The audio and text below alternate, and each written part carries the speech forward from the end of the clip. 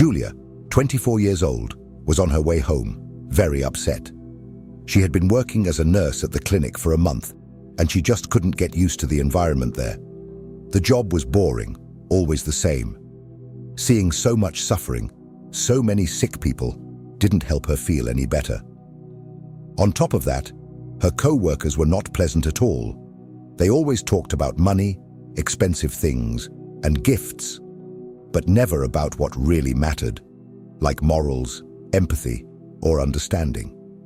It was late, and Julia wanted to get home quickly. She had stayed longer than she intended at work, hoping to soon find a job that she liked more, in a place where she could feel comfortable, with a real team. Outside, autumn was settling in, a season that seemed gloomy to her, matching the feelings inside. Sadness had taken over her, and to make things worse, the last bus had already passed, so she had to take the subway. As she was walking down the stairs to the platform, she saw a young man, thin, with dirty and worn-out clothes. He was standing against the wall, his hand trembling as he asked for money from passers-by. Julia thought he was probably a homeless person. She had grown up in a poor family, without a father, with a mother who worked 3 jobs to provide for them. So, that man inspired a lot of sympathy in her, especially since his face was pleasant, with common but sweet features. Julia took a few steps toward him, and when she got closer, she looked at him closely. At that moment, something strange crossed her mind. She thought the man was Antonio, her ex-boyfriend. They had been in a relationship for quite some time, but it had ended in a very painful way. "Antonio!" Julia shouted, surprised. The man looked up for a moment, but quickly lowered his gaze. "Of course it's him," thought Julia. "I must be embarrassed to see me like this. I had been waiting for this encounter all the time I hadn't seen him. And now it's finally happening." Julia had loved Antonio very much, but her mother didn't accept him. She always told her that he wasn't good enough for her, that he was poor, that he had no future. Her mother kept insisting, and Antonio, hurt, left. "What a coincidence, Antonio."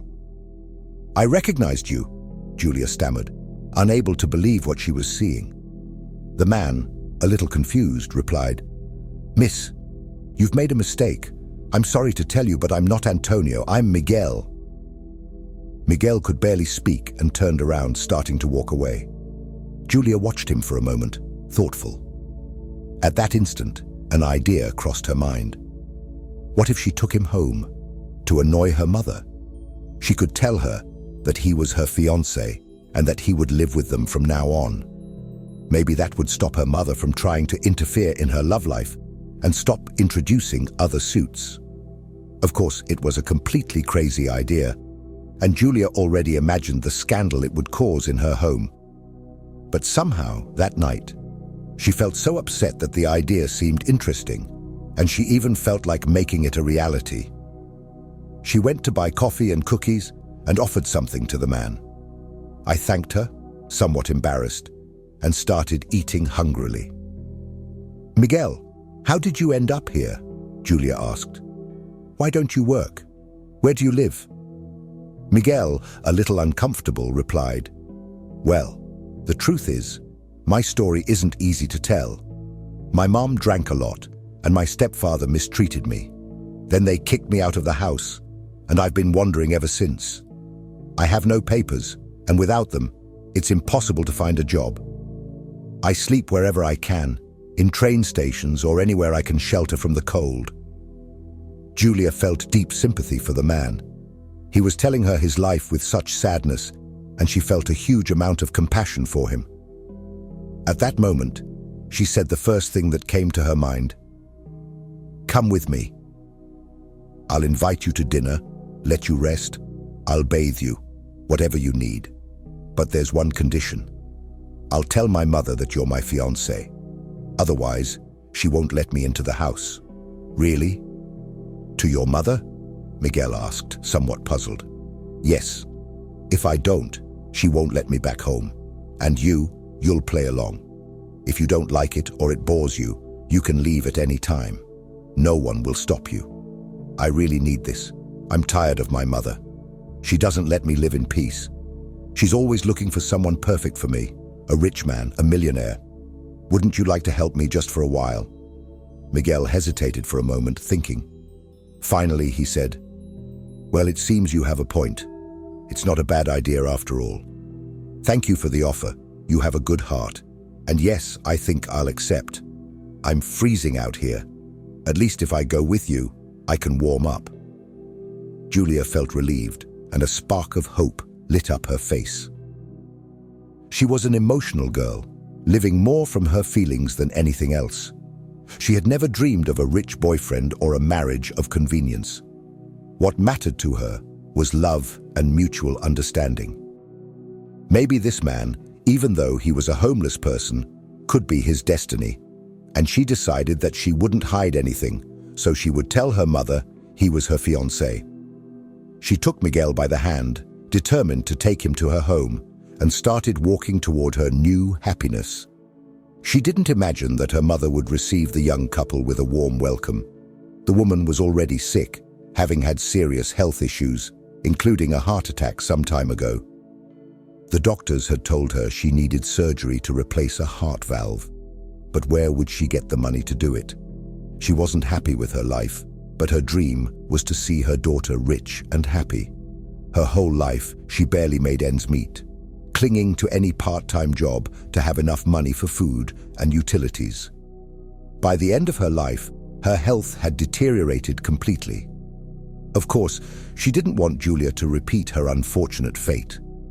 After all, once, Jimena had suffered greatly from a pure love in her youth. She had been left with a frivolous fiancé and a huge belly, completely alone. Her ideal image of happiness was her daughter living in luxury and her husband being a businessman. That way, she could die in peace. The woman was shocked when she saw the vagabond with her daughter and thought, why did she bring him home? Dirty clothes, unwashed hair, the same disheveled look.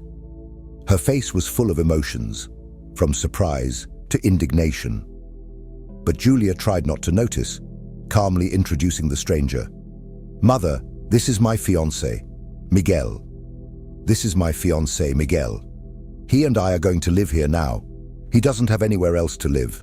You don't mind, do you?" Turning to the man, the girl cheerfully said, "Well, what are you standing there for? Come in, don't be shy. Make yourself at home." Her mother muttered angrily, "But don't forget you're a guest. My God, daughter, when will you stop picking up trash? This is a decent apartment, not a shelter for the homeless." The woman sighed sadly and hobbled off to her room.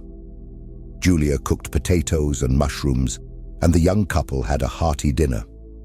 Later, she took Miguel to the bathroom, put his dirty clothes in the washing machine, and showed him to her room.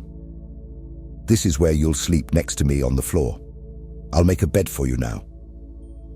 Miguel enjoyed the warm shower, the clean sheets, and thought to himself, what a beauty. This is when you start to appreciate the simple human pleasures. Who would have told me I'd experience all this? He looked gratefully at Julia before going to bed, sincerely saying, "Thank you, from the bottom of my heart. Good night, my fairy." Miguel quickly got used to being a guest, and the girl's kindness played a positive role in his life. Furthermore, Julia wasn't ugly. She was smiling and pleasant. The young people got along well, spending a lot of time talking. Miguel tried to help around the house. "I have fixed the clotheslines on the balcony that had fallen down a long time ago, tightened the kitchen cupboards, and fixed the loose chairs." Now, Julia was happy to come home from work because she knew Miguel had helped. Miguel was waiting for her there. The feelings between them exploded unexpectedly. That night, as usual, they were watching a TV show and chatting about everything. Suddenly, Julia grimaced in pain and screamed. A startled Miguel ran toward her. "Julia, what's wrong? Does something hurt? What's going on?" The girl grabbed her leg. "Oh, I have a cramp. It must have been from work." Miguel began to massage her foot gently and delicately, then the other foot, then her shins. She felt so good. The pain immediately disappeared, and the cramp was released. The man began moving slowly, getting higher and higher. He got closer to Julia and started kissing her. The girl tried to recover and whispered, "Miguel, what are you doing? Aren't we pretending to be a couple?" "Enough," the man replied softly, continuing to caress her gently. "I thought it was all a game too, but I really fell in love. Julia, I want you so much. You are the best. I have never met anyone like you. If you don't mind, just say so and I'll leave right away." But it was too late. Julia had completely lost her mind, and they both plunged into the abyss of passion, oblivious to anything around them. The young people were very happy, and even their mother's eternal discontent did not irritate them at all. Miguel was so in love with Julia that he couldn't imagine his life without her, and Julia realized that she had found her happiness. Here is true love. I feel very good with him. She tried to convince her mother that Miguel was the right man to make her happy, but her mother was relentless. "Daughter, what are you doing? What future do you have with him? He's a vagabond, without papers, without a job, without anything. What do you think? That in a week he won't be here?" Even though Miguel helped his mother with everything, took care of her, did everything around the house, the woman still hated him. Every time she tried to say something unpleasant to him, to offend him in some way. When Miguel didn't leave after a week, the pensioner decided to go all out. While Julia was at work, he told Miguel directly and angrily, "I warn you, fiancé, Julia is an emotional girl and does whatever comes into her head. She is just having fun with you. She actually has a fiancé, only he is on a trip abroad. When he comes back, he will kill you both. Get out of here immediately if you want to live. If not, I will call Julia's fiancé today and tell him everything about you." The mother knew that she carried a sin on her soul by so blackly deceiving her daughter and her lover, but the desire to see her daughter with a rich man prevailed. The man took her words seriously, looked at the woman with eyes full of pain and suffering. Suffering. Then he covered his face with his hands and cried silently. He didn't want to believe what his mother had told him.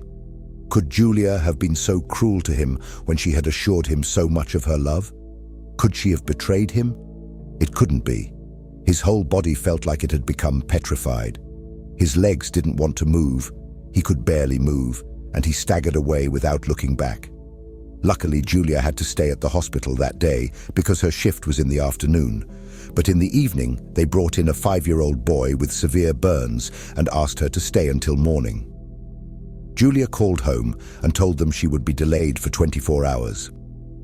Her mother didn't say anything about kicking the kid out. On the contrary, he rubbed his hands happily, realizing that in 24 hours he would be somewhere far away. Miguel wished he hadn't left and waited for Julia to talk to her personally. Heavy worries literally sizzled through his soul. He wondered why and how this could have happened to him, but then his self-esteem kicked in and he decided, "I'll go. It won't bother me or her. Let them live as they want. I'm just a vagabond for them." When Julia finally got home and didn't find Miguel there, she knew right away. She started screaming at her mother. "Mom, why? I know you threw him out. You do this on purpose. I love Miguel, do you understand? Where can I find him now?" The mother started defending herself. "Why do you always blame me for everything? Your bum left on his own. I didn't touch him. I won't cry for him personally. You fell in love, and you will fall out of love. Maybe after the 3rd time, you'll find a decent fiancé. Stop bringing all kinds of rubbish here." Julio stood there like a stone. He knew Miguel couldn't just leave like that. Everything was fine. "It's me. I can already imagine what my mother said about me. Where am I going to find Miguel now? I can't do it without him."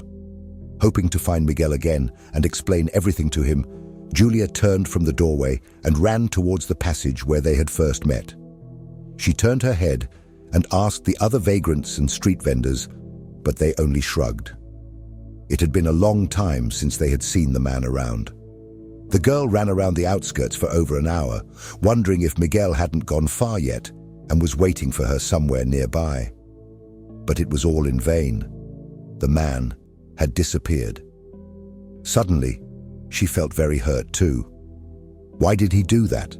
Why didn't he wait for her and talk to her properly? He said he loved her, but he left her forever. Did he believe all that nonsense, so he was just using her? Outside, it was pouring rain, and gusts of wind were tearing the last leaves off the tree. But Julia didn't notice anything. She wandered around, unable to see the way. Soaked to the bone, she sobbed uncontrollably. Maybe my mother is right, and I really am some kind of imperfect person. Stupid. Maybe I should say to hell with love. Who needs it when it makes you cry? You can't trust anyone. In the end, Julia was cold, soaked, and very sick. For 3 weeks, she was in a high fever, barely alive. In her delirium, she kept shouting Miguel's name, calling him, looking for him. She fell into a deep depression. She went to work like a robot. When she got home, she immediately locked herself in her room and sobbed until morning. She didn't eat well, so she lost a lot of weight. After a month, she started vomiting a lot, literally vomiting inside. Julia was a medical professional and noticed right away. She was pregnant. The situation was a nightmare. The baby's father was a vagabond who had run away from her in an unknown direction. Her mother can hardly tolerate her, and if she finds out about the pregnancy, she will not allow her to live at all. She will mistreat her. What will she be able to do? How will she go on living? And above all, why did Julia not know? Now she went every day, morning and evening, to the same intersection as she went to work, hoping to see Miguel there again. Once she even thought she recognized him from behind, crying out joyfully, "Miguel, my love, I have found you at last." But a complete stranger turned to her and answered in surprise, "I'm not Miguel, you're wrong." Desperate, Julia decided to do something irreparable. She saw no other way out with a child under her heart, and so all the problems would be solved in one fell swoop, out of sight, out of mind. She went to the gynecologist. They did the necessary tests. They let her in without waiting in line as a nurse. When she was already lying in the chair and a strict doctor, who was obviously looking at her with judgment, took out all the necessary instruments. Suddenly, a terrible thought struck her. What am I doing? I'm going to kill Miguel's baby. It's a part of him, his blood and his flesh.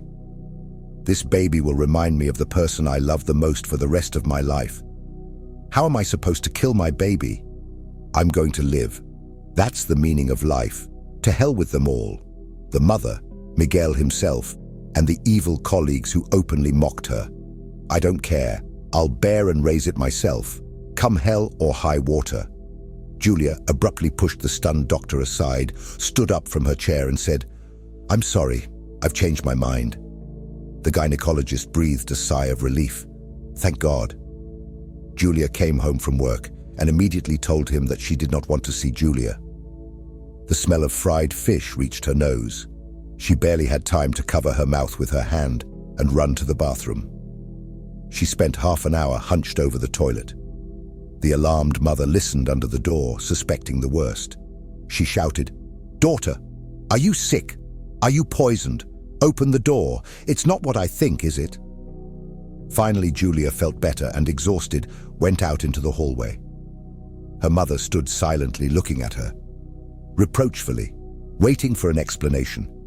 The tired woman shouted angrily in her mother's face, "Yes, mother, I'm pregnant." Imagine, what a fool. And Miguel, and you threw him out. Now your grandson will never know who his father is. I hope you're happy. Isn't that what you wanted? I'm not going to have an abortion. You don't even have to mention it. Leave me alone. I need to rest. And she ran to the room sobbing. Jimena grabbed her heart and went to the kitchen to take some sedative pills. She mentally scolded her daughter. What a fool. She's playing at love, repeating my fate. Stupid. At least kill me. Steps on the same rake. And now what? To breed poverty again? I barely raised her. I thought I'd have some peace in my old age. And now we're going to raise a grandson who's fatherless. Since that day, Uli and his mother had almost stopped talking to each other. She locked herself in and did not come out of her room. She tried not to cry. When it was absolutely impossible, she would start stroking her belly and softly singing a lullaby or talking to the baby. Strangely enough, this helped, and she began to calm down and fall asleep. Ximena regretted 1,000 times that she had lied about her daughter and that she had thrown Miguel out. He really wasn't a bad man. He wasn't a drinker. He was a good manager, and he loved Julia very much. You could see that at first glance. That way he would have gotten his papers and a job, and he would be a good husband and father to my daughter. So what? I'm ashamed to say that my daughter is pregnant by a vagabond who ran away somewhere. Oh, the neighbors will laugh. Julia was frightening to look at. She was constantly vomiting. She could hardly eat anything. At work, people joke and make fun of her. They say she made a baby, brought it in a hem, and the father himself doesn't know. The old nurses were especially creative. They disregarded and relished every detail, spread rumors and said very unpleasant things about Julia. The only person who treated her well was that gynecologist Ramon Reyes. He always encouraged and reassured her. Julia, unable to bear the gossip about her, sometimes burst into tears in the middle of the office. He didn't chase her away. He didn't scold her. He didn't moralize. He closed the door and said quietly, "Let's have some tea and chocolate, shall we? Or something to eat. I always have something for my own use. You, Julia, are now in a position where you react very emotionally to everything. And that's normal. It's due to hormones. You should try to forget about everything. Go for more walks. Talk to the baby. I assure you that he hears and feels everything. You cry and he feels bad there. You laugh and he calms down in the womb. Believe me, when the baby is born, all those problems that now seem unsolvable to you will fade into the background. You will enjoy motherhood, and the rest is not so important. Her situation is not easy, of course, but I want you to know that if you have nowhere to go or need help, you can always call me. I will help no matter what. You have my phone number." After each visit to the doctor, Julia wanted to live again. 2 more months went by like this. Not a day or a night went by without her thinking about Miguel. No matter how angry she was with him, she still loved him deeply. When she closed her eyes, his hands, his lips, his smile, she scolded herself. Throw him away.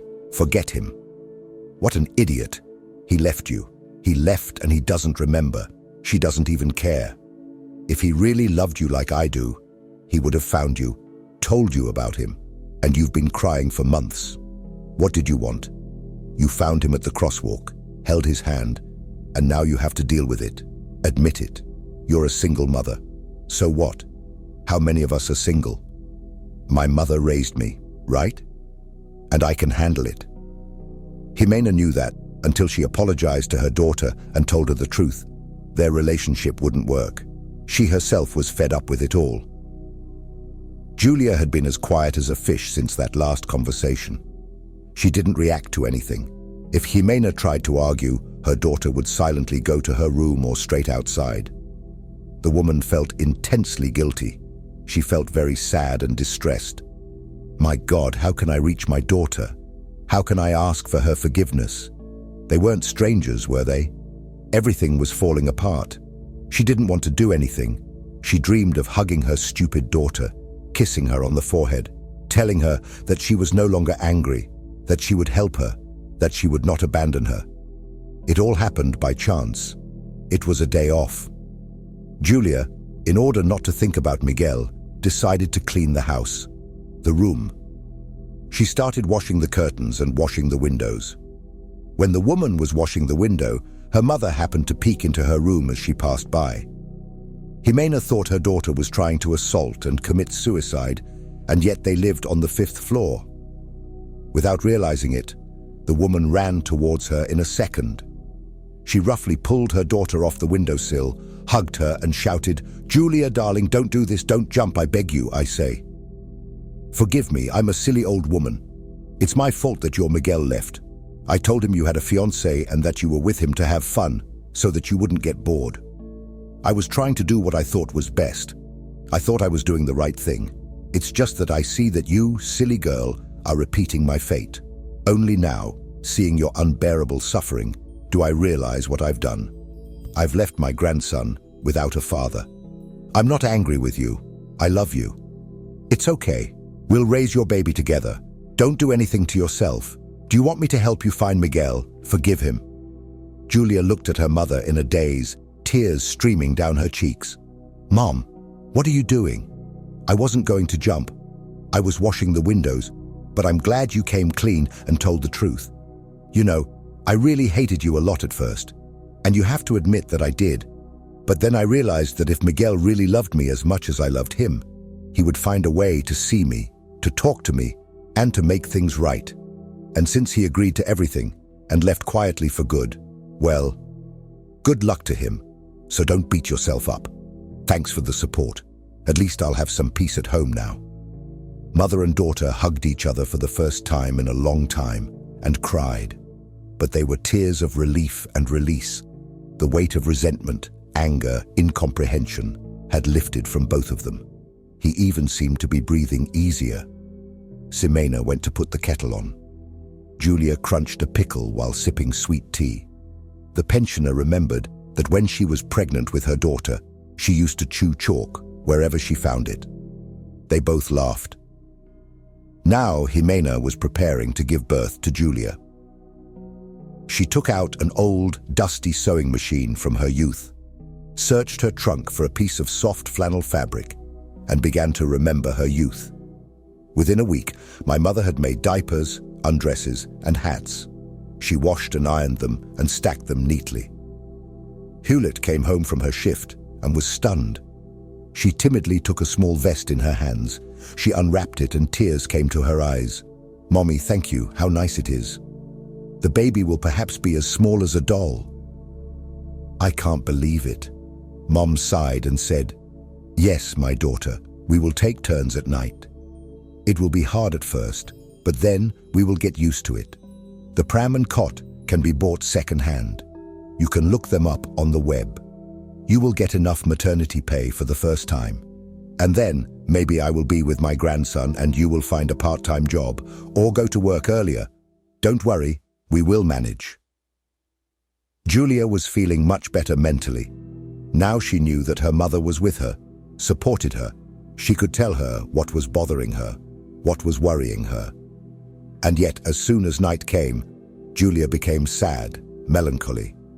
Tears welled up and squeezed.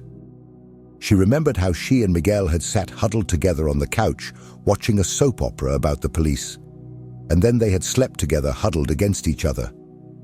She gently stroked his shoulders, his hair, and whispered words of love. "Ah, Miguel, how can this be? Where are you now? Maybe you wander the world and have forgotten me long ago. How could you? I believed you. You will never know that you are going to have a child."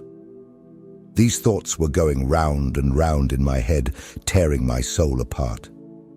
But soon something happened that shook the whole town and turned Julia's life upside down.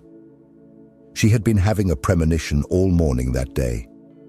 Something was turning in her soul, her heart was racing. All the time she was mixing everything up on the lathe and couldn't figure out what was happening to her. The tests almost confused the patient, and then they almost took the wrong patient to X-ray. The head nurse scolded Julia all day. "What's wrong with you? Get a grip. After all, what will happen before the birth? You're already in the clouds. Think about work." When Julia came home from her shift, a caravan of several people turned towards the house. The black luxury limousine stopped in front of the house. Jimena was watering the flowers on the doorstep and was in for a big surprise. "Look, daughter, What important people have come to see someone? I've only seen cars like that in the movies. I wonder who it's for. I don't think any rich people live in our house. Suddenly the doorbell rang.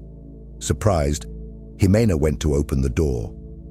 On the threshold were 3 bodyguards and a respectable, well-dressed young man.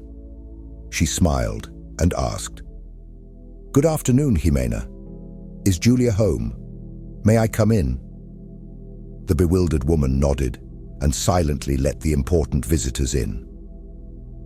The visitors entered the hall and played, and Julia went out to meet them.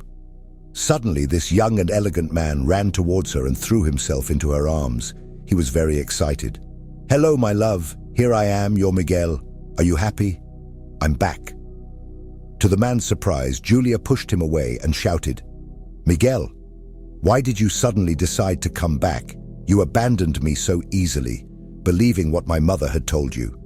You didn't even bother to talk to me in person, to find out if it was true or not. Where have you been all this time? In space? On the moon? Why did you never let me know about you? What is this limousine masquerade? Or was it then the masquerade and the image of a vagabond? Who are you?" The man became sad, sat down on the sofa, ordered the bodyguards to leave the room, and began to speak. "Don't get heated, darling. Don't shout, please. Just listen to everything, please. Yes, you're right. I'm not a vagabond. I'm the son of the millionaire Crespo. You must have heard of it. We have 2 airlines abroad. I grew up, of course, in luxury and wealth. I went to an elite public school. Then I graduated from the University of Economics in England. I thought that I had my whole life ahead of me, that it was wonderful and incredible. I felt like I was wearing rose-colored glasses. And suddenly, I am losing my mother. And this, despite the fact that she was very carefully monitoring her health. She was examined in the best clinics, and she was leading a completely healthy lifestyle. Can you imagine? She got out of her car and drove to the supermarket and was hit and killed by a drunk driver right there. It was a terrible grief for our whole family. I vaguely remember the funeral. I couldn't believe it. Nothing was wrong with me. At first, Dad was very upset. He and I had bonded somehow. It was easier to go through grief like that together. But my father surprised me when, 6 months after my mother's death, he brought our family to the house of that hateful stepmother, Camilla. I didn't get along with her from the start. He had the nerve to behave in our house, throwing my mother's things away, taking her photo, even though I had expressly forbidden him to do so. The result was a wild scandal. I thought my father would support me, but no. He sided with this scum and set me a condition. Either I accepted it, or I left. It was unheard of to throw your own son out of the house for a hateful woman. I couldn't communicate with my father. It was as if I didn't run away. It was as if Camilla had cast a spell on him. So I got angry and ran away from home. But it turned out that I was not at all adapted to life on the street. What had I seen before? A luxurious life, high society, everything in abundance. I had no idea that people could starve, scavenge for food in the dumpster, or sleep in the heating pipes. To me, they were drunks and the scum of society. I was so scared. I went from one place to another, from one place to another. I was stupid. I didn't even take my papers from home. I realized then, after having communicated with many homeless people, that half of them were ordinary people, often educated and cultured with a crippled destiny. Meeting you, Julia, was the most brilliant episode of my life as a vagabond. When Jimena threw me out, I ran angrily to the train station, got on a train that was passing by, and drove 300 kilometers away. I was there, begging near the station, as usual, when suddenly my father's caravan picked me up right there. It turned out that Dad got very sick, caught a cold, and went to the hospital with pneumonia. The doctors could barely save him. So his mistress immediately started handing out millions behind his back, rubbing her hands.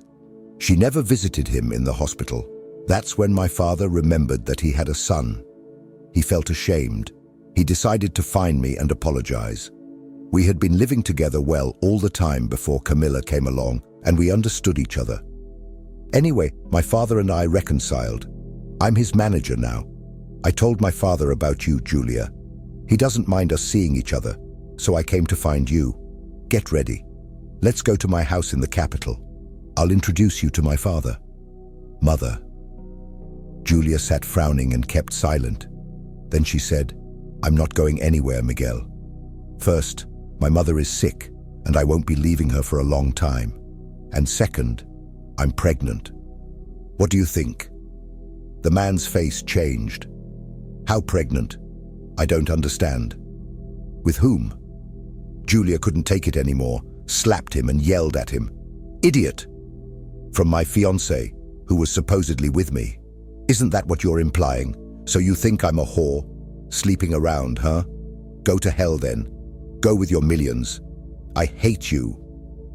Julia ran to her room crying. A furious Miguel also jumped up. So what? Very well. Goodbye, hysterical girl. The whole entourage left. Jimena clutched her heart incessantly, realizing that all this coldness had erupted precisely because of her stupid words. It was she who had planted the doubt in Miguel's mind. How could she do it right? They could see that they loved each other, but they argued as if they were enemies. 2 weeks passed. Julia was totally desperate, sobbing day and night and cursing herself. Why did I do this to him? He came back and slapped her. Ah, I'm a fool. All because of my stupid pride. I should have snuggled up to him, kissed him, told him how much I loved him, how much I missed him. What an act. Now it's over. It can't be.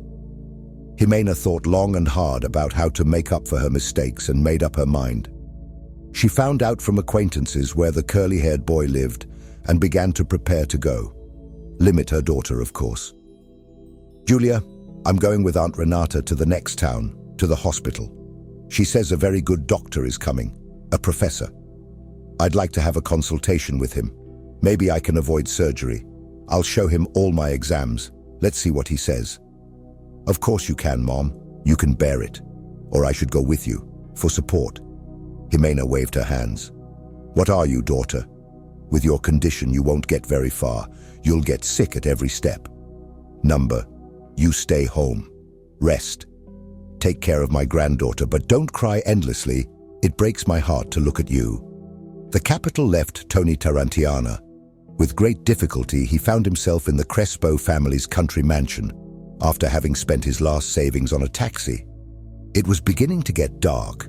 There were dense forests around. Jimena was getting scared. How do you get home after that? There was no money left for the return trip. They had to walk 3 kilometers to a public transportation stop. The woman knocked on the door. The dogs were barking in the yard. A guard came out of the booth and asked reluctantly, "Who are you?" "Is this the right address?" Jimena answered more airily. "I'd like to see Mr. Crespo or his son Miguel. I have important business with them, a personal matter. Please." The guard radioed the owner himself. "Viviano Crespo, there's an old lady who wants to see you. She says it's personal and important. Can she come in?" On the other end of the line, he said, "Let her introduce herself." "Who is she? I don't know any women." But she said, "I'm Jimena, mother of Julia Hernandez, Miguel's fiancée. Tell her I'm not going anywhere. I'll freeze here until tomorrow, but I won't leave until they talk to me." The guard told all this to the owner, who responded with a sigh. "Very well. Take her to my office. I'll be down now." Jimena entered uncomfortably into the jocosely furnished office. A corpulent, impotent man with glasses sat at the desk. He gestured for her to sit down. Then he coughed and asked, "So, Mum, what brings you here? Who did you say you were?" I didn't quite understand the guard's words. The woman answered, "My name is Jimena. I'm Julia's mother. You see, about 4 months ago, my daughter brought home a stray dog. She said he was her boyfriend. His name was Miguel, and he was going to live with us. Well, of course, I didn't take it very well. Julia is a homebody. She's only had one man before, Antonio. And that was a year ago. She's a good girl. She's a nurse at our local hospital. Anyway, I digress. Of course, I was totally against the relationship. Julia and Miguel had fallen deeply in love, with all the consequences. Everything was going well for them. And I took these hands and ruined everything. Well, it didn't give me any peace that my daughter, intelligent and beautiful, was mistaken for a vacuum. I had a hard life myself. I didn't want the same for my daughter. I made up stories out of spite, and now Miguel has doubts. What to do? I don't know. We don't want anything from you. We can take care of the child ourselves, but I would like to apologize to your son and explain to him that what I said was a lie. Julia is not and has never been with anyone. I pity two hearts in love who are fighting because of me. That's all. I pity my grandson too. He won't recognize his own father. Please give my regards to Miguel. And if you could take me to the station, I have to go home.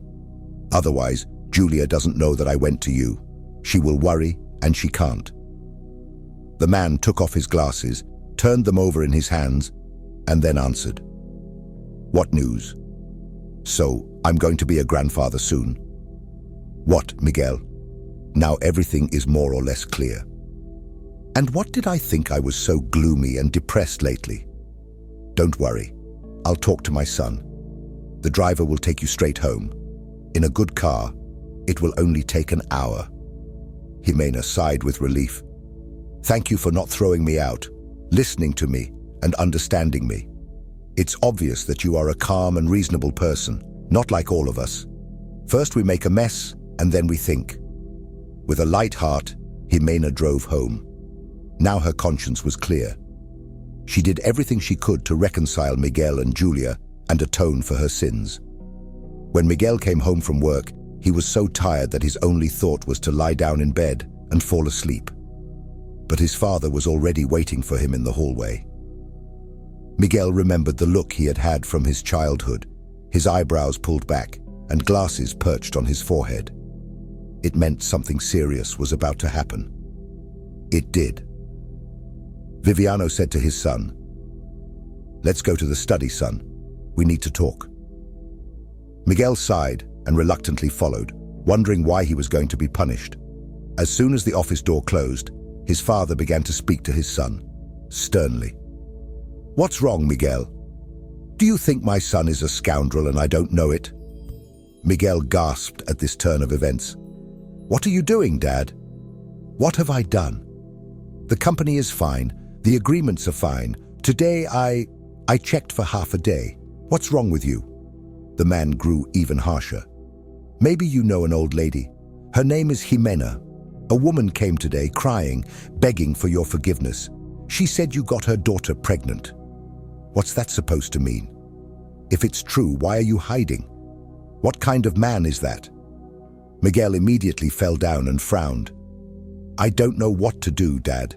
You know, Julia is good, kind. I love her very much. She helped me, she gave me shelter, and otherwise I would have died on the subway. But if she has a mother, she's a snake. She kept telling me that I wasn't right for her, and then she kicked me out. She said that Julia was with me for fun, but that she had a fiancé, so I got offended. And when I decided to approach Julia last week to make peace, instead of being happy and hugging me, she punched me in the face. It's normal. And for what? For a simple question about who is pregnant. Well, I have to be sure that it's my child. You never know." The father shook his head. "Oh, Miguel, you pighead. I'd like to punch you in the face right now too. How can you believe such nonsense and not check it out? You should have waited for Julia and spoken to her straight. Secondly, think about what 99% of girls would do if they knew you were the son of a millionaire. Yes, they would go out of their way, pretend to be perfect, just to keep you around. No? What did your Julia do? She slapped you across the face and threw you out. She did that? What does that tell you? She doesn't care about your money or your status. The truth is more important to her. If she isn't afraid to bring a tramp home defying his mother and falling in love, then she's real, you know, and you start to doubt her. Miguel is completely down. It's true. Why didn't I think of it? She had already eaten me all up, eaten me from the inside out. I'm so in love with her and jealous. Although I don't know who I'm jealous of. I feel so bad without her. She's like my own person. Ever since I met Julia, I don't want to look at anyone else. What do we do now, Dad? She's too proud. She probably won't forgive me. Viviano laughed. Idiot. His mother said that your girlfriend cries day and night. She doesn't want to see anyone. She wipes away her tears, and you say, she won't forgive. Talk to her heart to heart sincerely. Give her a hug. Offer to be your wife. No woman would refuse something like that. What are you trying to do? Deprive your father of his grandson? Inspired, Miguel bought a huge bouquet of scarlet roses, expensive pastel, which is so dreamy to treat Julia, and hurried back to his house. He timidly rang the doorbell. Julia's mother came out. She looked very ill and was staggering slightly. The man said hello. Good afternoon, sexy Maina. Julia is here. I have to talk to her. The woman suddenly cried. Miguel! They took Julia to the hospital half an hour ago. They called an ambulance. Her stomach hurt and she was bleeding. How embarrassing. God save us from having an abortion. It's her nerves. She's been going crazy. I wanted to go with her too, but the doctor told me not to. My blood pressure is up. I'm lying down. I'll go see her tomorrow morning. I hope everything is okay. I'll never forgive myself. Miguel turned pale and his face changed. You idiot, you moron. It's all your fault. What hospital? Give me the address, quickly. The man flew off at full speed, not knowing the way. When he broke down in the emergency room, the nurses were stunned. It's not every day that the son of Mr. Crespo himself comes to see us. They often saw Miguel on banners and magazine covers and immediately recognized him. The man almost shouted, "What room is Julia Hernandez in? What is wrong with her? Where is the doctor on duty? It is my fiancée." The staff ran and ran from one side to the other, trying to calm Miguel down. An old and tired doctor came out of the waiting room and said sternly, "What are you doing here? This is a hospital, not a bazaar, by the way. Julia Hernandez in room 5. The situation is frankly critical. She is on the verge of collapse. She is bleeding a lot. We are doing everything we can. You are the father of the baby. Can you donate blood? It would help a lot right now, since the blood loss is significant." Miguel nodded. "Yes, anything. As long as Julia and the baby are okay, I will pay for any medicine, the most expensive one. I beg you, let me see her for a second. I have to tell her something. When she hears it, things will get better, I assure you." The doctor wanted to say no, but he looked into the man's eyes, full of pain and despair, and changed his mind. "Okay, just a couple of minutes, and I'll be waiting." Miguel entered the room quietly. Hula lay scared and pale as a sheet, and seemed to be barely breathing. The paramedics bustled around her, administering injections and a drip of medication. The man came over to her, knelt down and whispered, "Hello, my little one. Forgive me. I've been a fool. I love you so much, more than life itself. Don't say anything. Take care of your strength and our baby. Let me put my hand on your belly. May I?" He gently placed his hand on her belly. He caressed it sweetly and whispered, "My little boy, it's me, your daddy. Don't be fussy. Your mother and I love you, and we're waiting for you.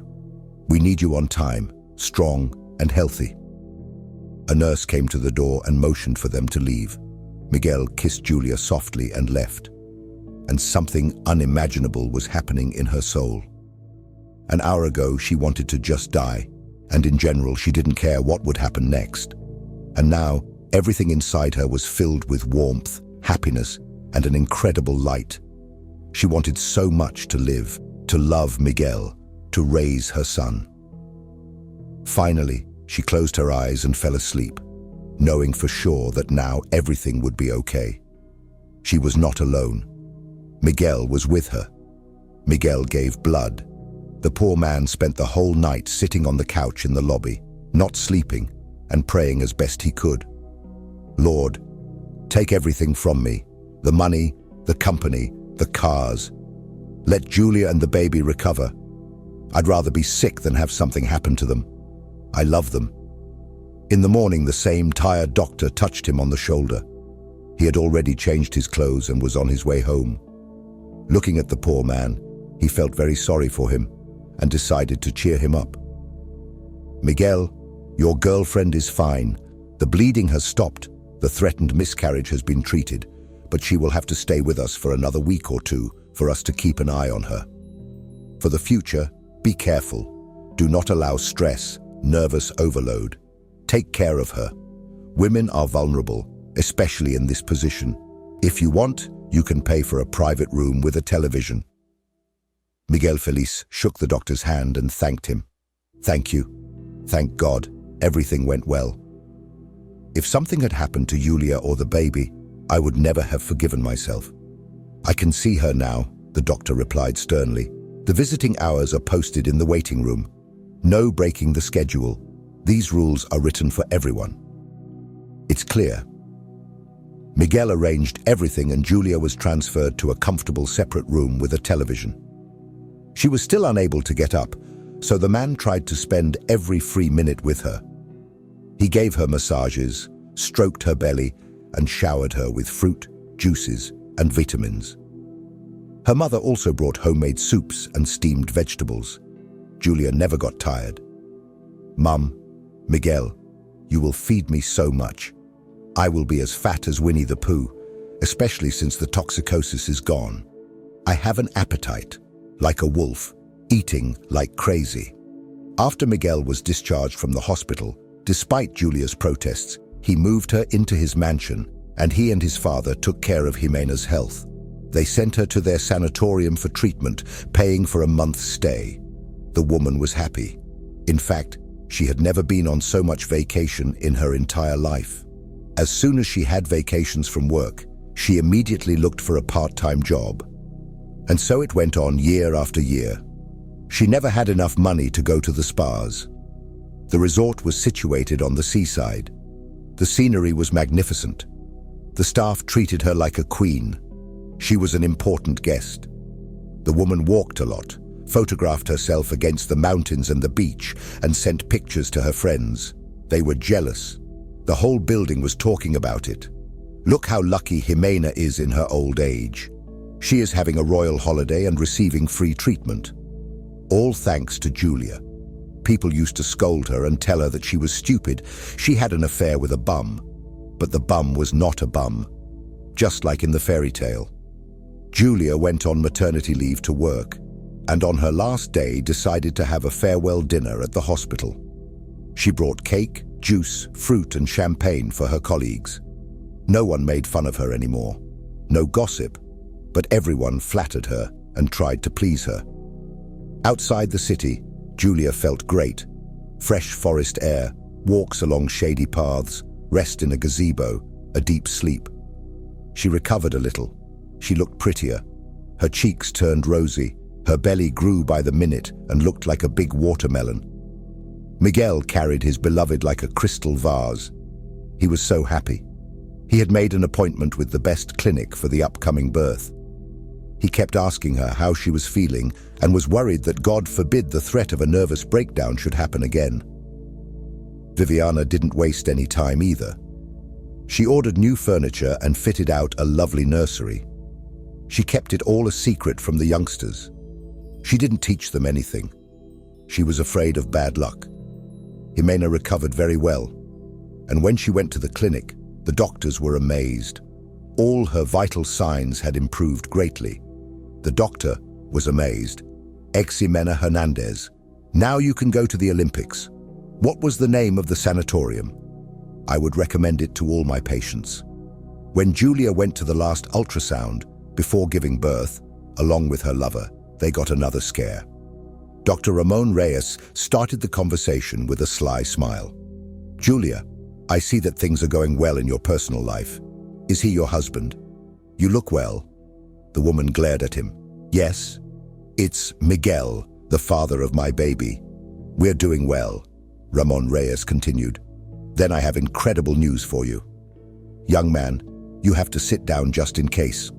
A frightened Miguel began to stammer. "Is something wrong with the baby? Talk, don't drag it out. You have twins, a boy and a girl. Congratulations." Fulia opened her mouth.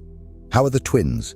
They did 3 ultrasounds during the pregnancy and they didn't tell me anything about twins. Why?" Ramon Reyes continued. "I've seen it all. I didn't want to scare you until it was too late. If I had told you, wouldn't you have agreed not to terminate the pregnancy? You were scared and crying all the time, right?" Miguel jumped for joy. "Wow, 2 children at once. How nice. It won't be boring," Julia answers, surprised. "That's right, and everything. And I was wondering, why is my little boy so unruly and my belly already as big as 2 watermelons? And it turns out there are 2. Will I be able to give birth to them on my own, or do I have to have surgery?" The gynecologist laughed. "Here we go. The usual fears of women. Of course you will give birth on your own. All your indicators are normal. Your pelvis is wide. We can do this, don't worry. We just need to go to the hospital a week early." Early, since in the case of twins, births are often premature and sudden. Everyone at home was in shock. Jimena crossed herself and thought to herself, "God, thank goodness Julio and Miguel have reconciled.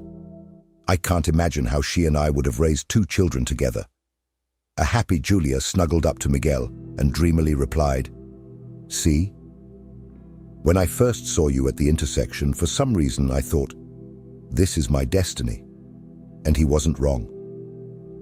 Miguel kissed Julia and replied, "I've thought about it many times too. If I hadn't fought with my father and gotten on the subway, we probably would never have met.